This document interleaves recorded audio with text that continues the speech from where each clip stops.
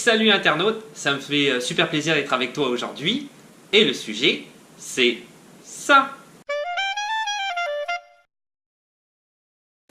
Bon alors là c'est sûr que je vais pas mal me concentrer sur la politique provinciale.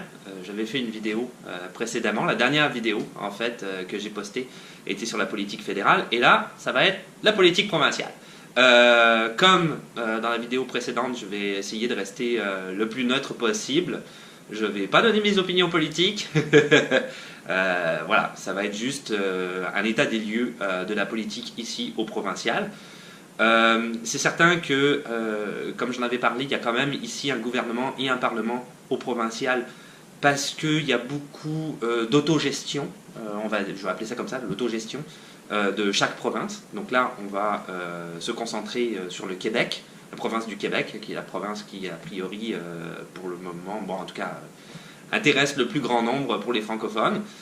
Peut-être qu'à un moment donné, je vais parler des autres provinces à ce sujet-là, mais aujourd'hui, ça va être la province du Québec qui va donner un très bon exemple parce que ça fonctionne un petit peu pareil partout dans les autres provinces, le même système. Donc c'est ça, il s'autogère. Le Parlement, on va le dire tout de suite, contrairement à la dernière fois où je l'avais dit, parce que c'était peut-être pas évident, je l'avais dit 1 million d'années plus tard, en plein milieu de la vidéo. Donc c'est ça, le gouvernement et le Parlement du Québec siègent à la ville de Québec. Dans la province du Québec, il y a en fait 19 partis politiques au total, mais il n'y en a que 4 de ces partis-là qui sont représentés à l'Assemblée nationale à la ville de Québec. Donc ils sont considérés en fait, c'est ceux qui ont le plus grand nombre de voix, donc ils sont réellement considérés comme des partis, des mouvements politiques. Les autres sont des partis politiques aussi quand même, mais des mouvements politiques en tant que tels. Et évidemment, on va commencer par les partis politiques, les 4 principaux, et c'est de cela dont je vais parler, désolé pour les autres, mais ça va être les 4 plus gros partis politiques. Le premier parti politique, le Parti québécois, ou le PQ.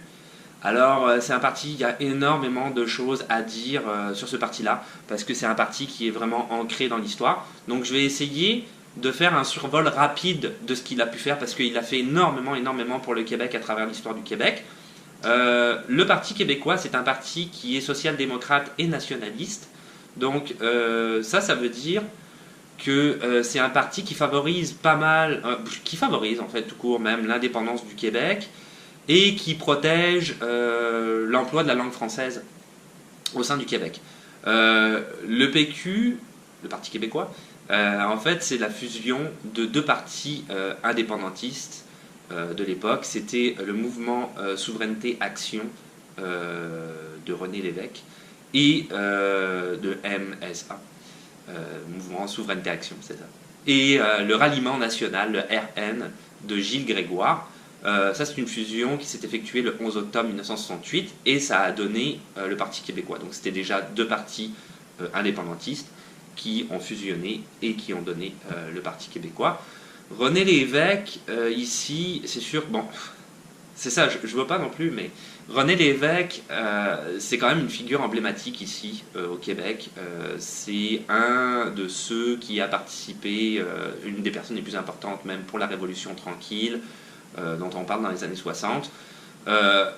La Révolution tranquille, donc le PQ a beaucoup à voir là-dedans aussi, dans la fin des années 60. La Révolution tranquille, en fait, ici, très brièvement, parce que je ne veux pas faire de l'histoire, hein, mais quand même, c'est ça, le PQ, il est vraiment ancré dans l'histoire. La Révolution tranquille, c'est des changements qui ont été quand même assez rapides et très intenses, vécus par le peuple québécois ici, aussi bien au niveau politique, économique que social. Il y a eu des très grands changements, notamment dans les grandes lignes, parce qu'il y a eu vraiment beaucoup de choses qui ont changé ici au niveau de la société québécoise, et c'était bien, je pense. Parce qu'avant ça, c'était un petit peu c'était difficile, la vie. Il y avait moins de liberté, mais peu importe. Donc, ils ont commencé par, juste au niveau du gouvernement québécois. Donc le gouvernement était capable à ce moment-là de s'autogérer dans certains domaines. Donc l'autogestion dans certains domaines, l'éducation, la santé, des services sociaux, etc. Il y a certains domaines où le gouvernement pouvait s'autogérer. Pendant la Révolution tranquille, ils ont abouti à ça. Vraiment une séparation entre l'État et la religion catholique. Ça a été hyper important parce qu'à l'époque, vraiment, la religion catholique était insérée littéralement dans le gouvernement. Et il y avait vraiment une mainmise de la religion catholique sur le peuple québécois. C'était très dur, je pense, quand même, pour le peuple québécois à l'époque. Et vu qu'il y a eu cette séparation, quand même, en gros, généralement, il y a eu pas mal un ras-le-bol de la part du peuple québécois qui, en masse, a rejeté la religion catholique à ce moment-là. C'était à l'époque, hein. Maintenant c'est sûr que ça a changé, mais il y a eu un gros rejet.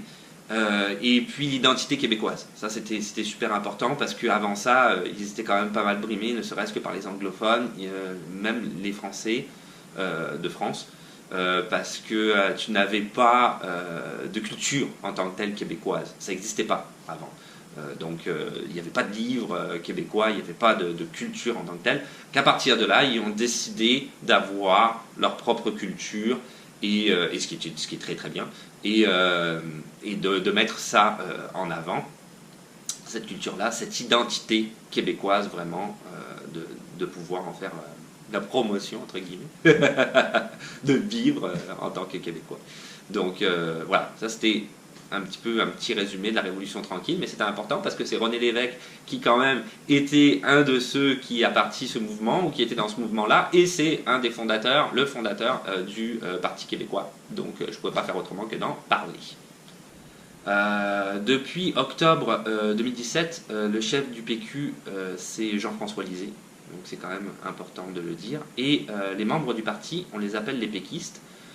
C'est sûr que c'est un parti quand même très gros, donc la plupart du temps, quand il n'est pas au pouvoir, il va former ce qu'on appelle l'opposition officielle à l'Assemblée.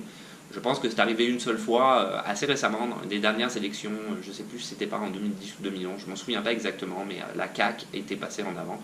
Je vais parler de la CAQ après, c'est un autre parti politique. Mais grosso modo, c'est ça qui arrive, Parti libéral, je vais en parler aussi après, ou PQ, c'est lui qui est au pouvoir, c'est l'autre qui est l'opposition officielle. C'est souvent comme ça que ça se joue. Voilà. Je vais arrêter abruptement.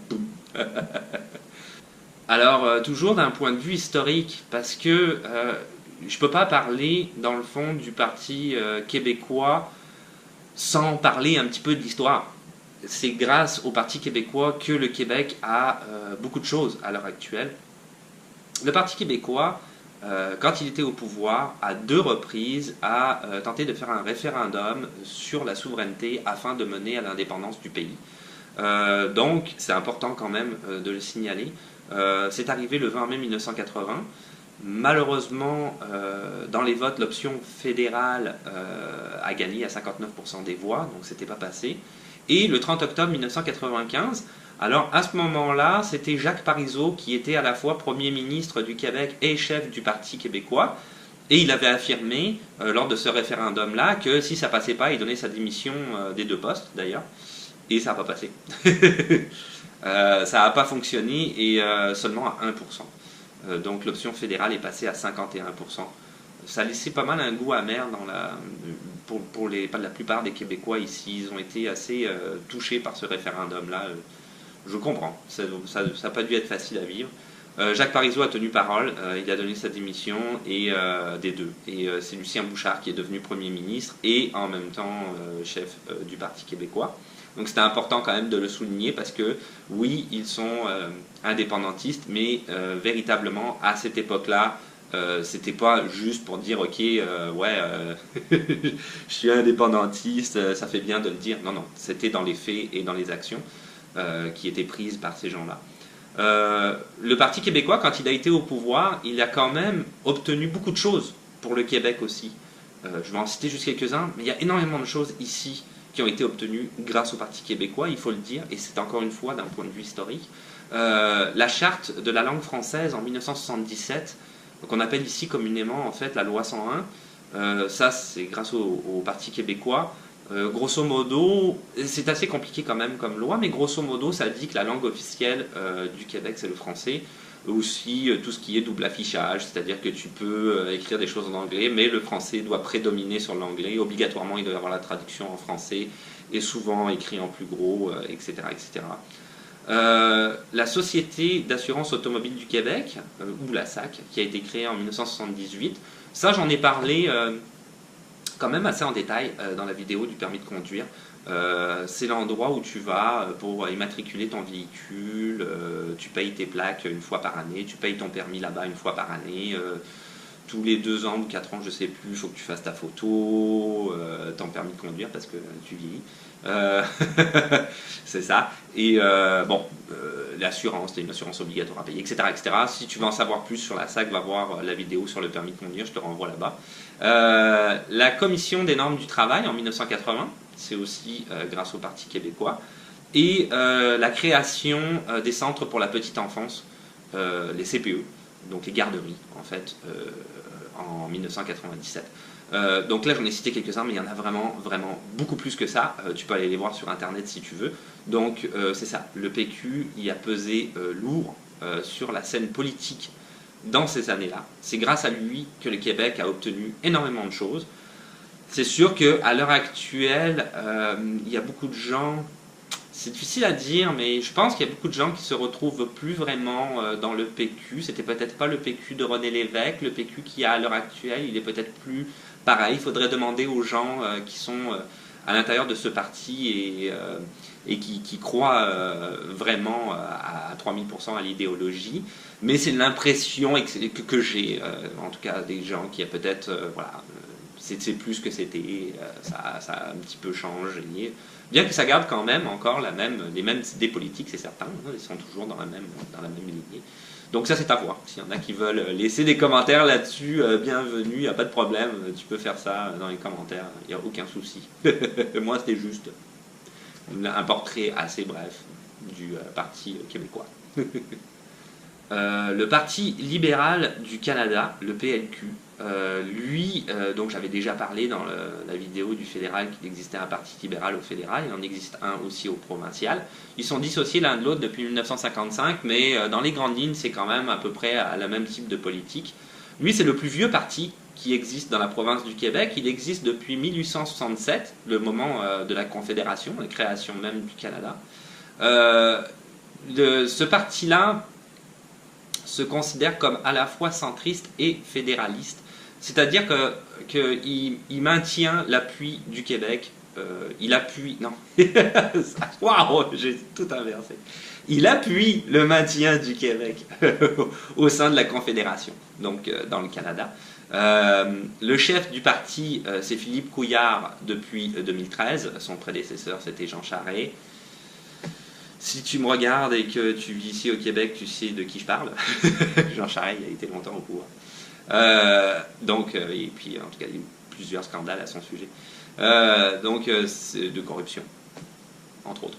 Bref, Philippe Couillard, depuis 2014, avril 2014, ouais, c'est ça, c'est le Premier ministre du Québec. Et aussi à noter quand même qu'il y avait certains membres du Parti libéral comme René Lévesque qui avait quitté le Parti libéral pour fonder son groupe souverainiste. Tout à l'heure j'ai dit, je pense, le mouvement Souveraineté Action, c'est faux, c'est le mouvement Souveraineté Association. Mais c'est ça. Non mais c'est super important quand même de le préciser. Parce que c'est pas du tout la même chose. Mouvement Souveraineté Association, René Lévesque. Donc c'est ça, il faisait partie du parti, il était dans le Parti libéral et il a quitté le Parti libéral pour fonder son mouvement souverainiste et par la suite fusionner avec un autre mouvement pour donner le Parti québécois. Important à souligner. Coalition Avenir Québec, ou la CAQ, CAQ.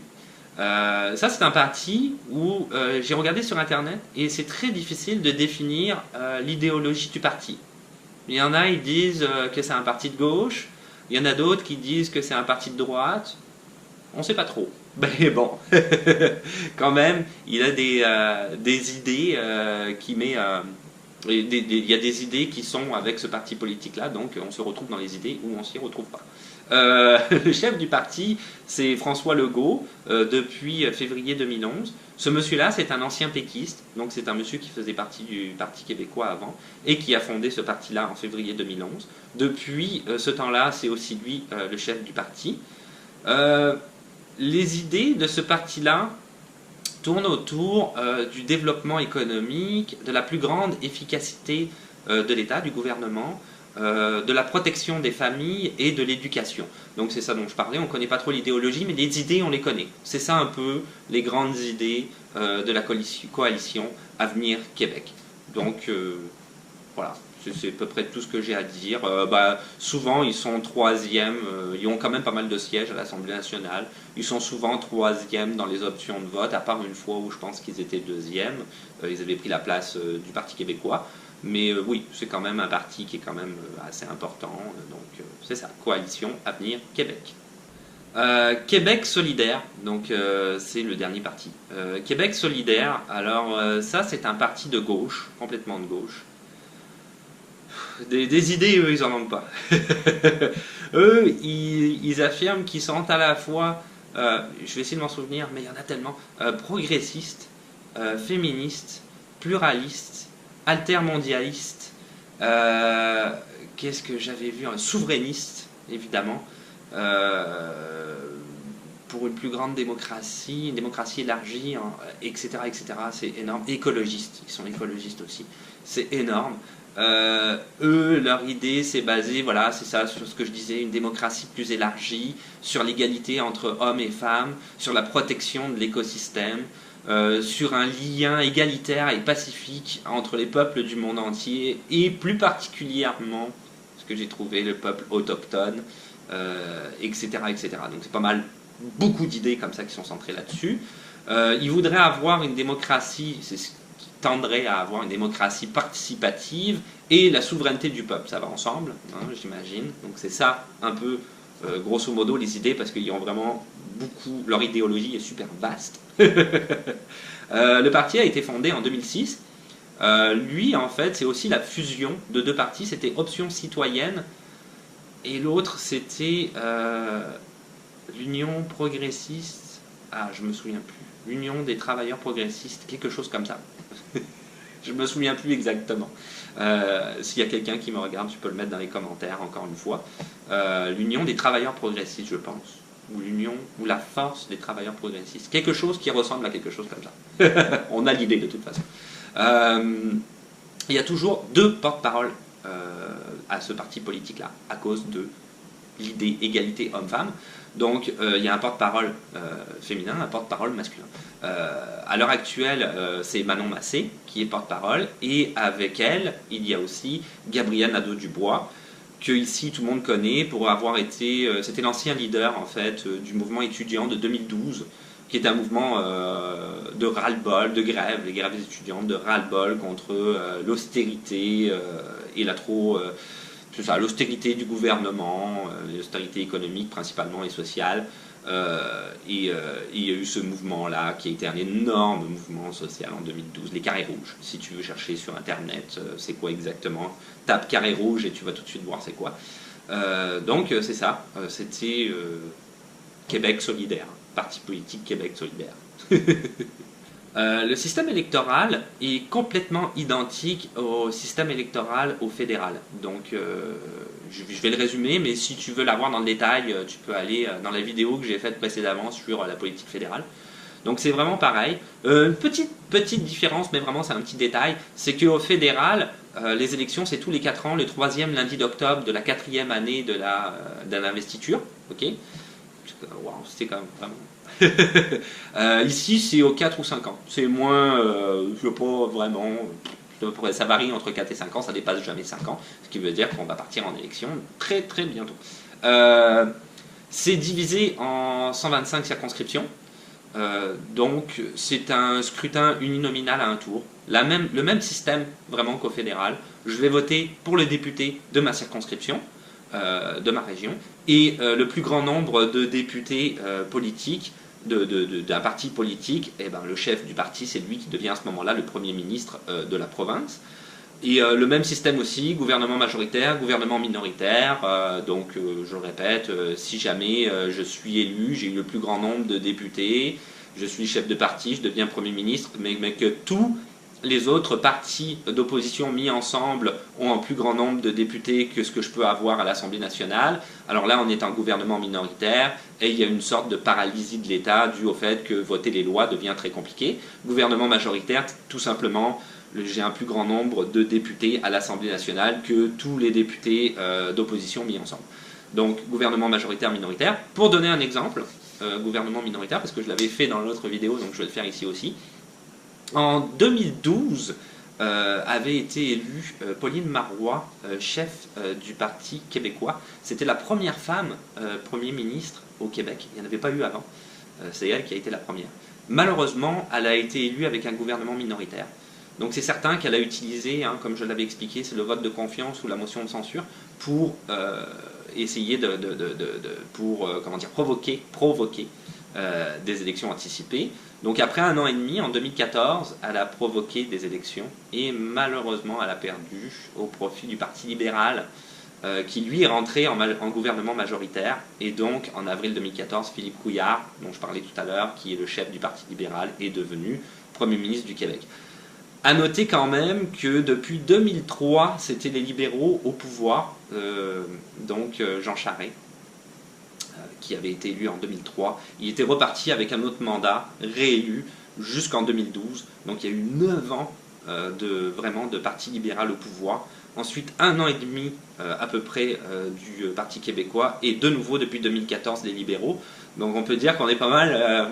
Moi, depuis que je suis ici, je suis arrivé un petit peu. Ouais, c'est ça. Donc, depuis que je suis ici, je connais pas mal que les libéraux au pouvoir. Parce que c'était 2003 à peu près quand je suis arrivé. Donc c'est ça, c'est pas à peu près exactement. Donc, ouais, c'est ça, juste les libéraux, c'est ça. Pour donner une idée aussi du gouvernement à l'heure actuelle, c'est donc un gouvernement majoritaire. Au Parlement, il siège 70 députés libéraux, 30 députés du Parti québécois, 22 de la CAQ, de Coalition Avenir Québec, et 3 de Québec solidaire. Donc c'est ça, à l'heure actuelle, la composition du gouvernement, du Parlement, pas du gouvernement, du Parlement. Voilà, ça donne une idée de ce qui se passe en ce moment.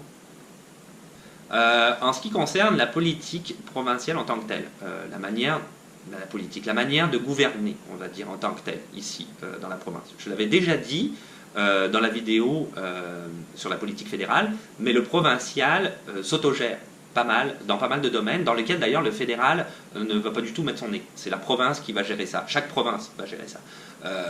Que ce soit, je les recite, il y avait la santé, l'éducation, les services sociaux, une certaine part des ressources naturelles qu'il peut y avoir sur son territoire, en fait une grosse partie, etc., etc. Il y a pas mal de choses comme ça que la province va gérer elle-même.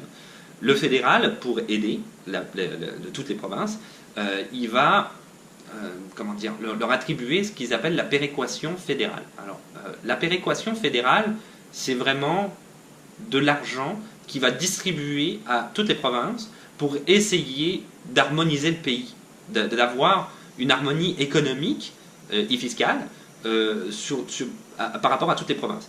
Là-dessus, le fédéral, parce qu'il donne pas, il va débloquer un gros montant d'argent, ok, ça s'établit en milliards, c'est énorme, mais il ne va pas donner le même montant d'argent aux provinces. Il va donner un montant d'argent plus gros aux provinces les plus pauvres et pas du tout, ou très peu, aux provinces les moins pauvres. Là-dessus, il va se baser sur un calcul mathématique qui est vraiment relativement compliqué, qui prend en compte beaucoup de facteurs, comme la démographie, etc., etc. Mais grosso modo, ce que j'avais trouvé sur Internet, c'est qu'il prenait en compte le PIB par habitant, et qu'ils le comparent à la moyenne nationale. Et là-dessus, ils vont définir quelle est la province la plus pauvre, quelle est la province la moins pauvre. Pendant un grand nombre d'années, l'île du Prince-Édouard a été pas mal la province la plus pauvre, c'est elle qui touche le plus de la péréquation fédérale. Et à contrario, l'Alberta, qui est une province pétrolière, bon, c'est ça, ils font plein de cash, donc nada, zéro. Ils payent des impôts au fédéral, mais ils ne touchent rien. Pour le calendrier 2018-2019, le Québec va être la province qui va toucher le plus de la péréquation fédérale. Et ça, je l'ai trouvé, pas par rapport au PIB, mais c'est par rapport à la démographie. Apparemment, c'est la province qui a la démographie la plus haute. Et donc, ça va l'aider, comme je disais au départ, à s'autogérer dans tous ces domaines-là, à avoir vraiment, aussi bien au niveau des services sociaux, la santé, etc., à essayer d'harmoniser ça avec les autres provinces. Okay, là, ils vont toucher, je pense que c'est 23,7. Non, c'est faux, c'est pas le bon. Ça, c'est celui d'après. Il y a 18,7 milliards, c'est ça, 18,7 milliards de péréquations fédérales qui vont être distribuées à toutes les provinces.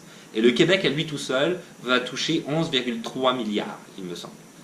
Le virgule, je suis plus sûr. Mais 18 et 11. C'est quand même beaucoup. Le Québec va toucher tout ce paquet d'argent à lui tout seul pour aider. Mais à côté de ça, il faut dire qu'aussi le fédéral va aider toutes les provinces, surtout dans le domaine de la santé et des services sociaux. Et ça n'a rien à voir avec la péréquation. Il va donner de l'argent en plus. Et le Québec, là-dessus, il va toucher, je pense, c'est 8,7 milliards pour la santé et 3,2 milliards pour les services sociaux. Ça donne un total de 23, quelque chose milliards, 24 milliards, grosso modo. On n'est plus à quelques millions près. 24 milliards en 2018-2019, juste pour le Québec. C'est fou. C'est des chiffres que j'arrive même pas à comprendre. C'est quoi? C'est tellement d'argent. Donc c'est ça. Ça donne une idée un petit peu de comment c'est géré. Oui, tu t'autogères. Oui, tu fais ta gestion toi-même en tant que gouvernement, mais le fédéral ne te lâche pas et le fédéral est capable de te donner de l'argent pour faire en sorte que le Canada au complet soit harmonisé au niveau de toutes les provinces. Et bien après ça, c'est sûr que c'est le gouvernement québécois qui lui va avoir cet argent-là et qui va décider de comment il va... Ben oui, il faut qu'il redistribue dans la santé, les services sociaux, etc. Mais de où, quelles sont les priorités et où est-ce qu'il va le mettre. Donc il y a quand même lui en bout de ligne qui décide ce qu'il fait avec, quoi, c'est certain. Et voilà, c'est tout pour aujourd'hui. Donc c'est ce qui clôture. Je suis pénible, je suis vraiment désolé, des fois un problème d'articulation énorme, je ne sais pas pourquoi. C'est ce qui clôture mon volet du coup sur la politique. J'avais fait une vidéo sur la politique fédérale, celle-là c'était sur le provincial, j'ai pris le Québec comme exemple, je ne sais pas comment ça se passe dans les autres provinces, je sais que c'est différent parce que c'est pas du tout le même contexte, ne serait-ce que d'un point de vue politique, économique, pardon. L'Alberta, comme j'ai dit tout à l'heure, c'est le pétrole, les maritimes c'est autre chose, les territoires du nord-ouest c'est encore différent. Donc l'économie varie d'une province à une autre, tout dépendant ce sur quoi ils sont concentrés. Donc ça ne doit pas être tout à fait la même chose. Mais grosso modo, les élections, le reste, tout ça, c'est pas mal identique. Hein. Donc il y a quand même un principe de fonctionnement qui correspond par rapport d'une province à une autre. C'est pas mal comparable, c'est pas mal pareil. Bon, c'est ça. Comme d'habitude, si tu veux t'abonner, surtout n'hésite pas, parce que ça va être bien plus simple de savoir quand est-ce qu'il va y avoir une nouvelle vidéo qui va sortir. De mettre un petit pouce bleu parce que ça fait toujours plaisir, des questions, des suggestions dans les commentaires comme d'hab, le compte Instagram qui fonctionne toujours, je suis toujours très actif, j'aime ça être là-dessus, il y a plein de gens sympathiques, salut les gens sur Instagram, vous êtes tous super cool, et puis on se dit à la revoyure, ciao, bye.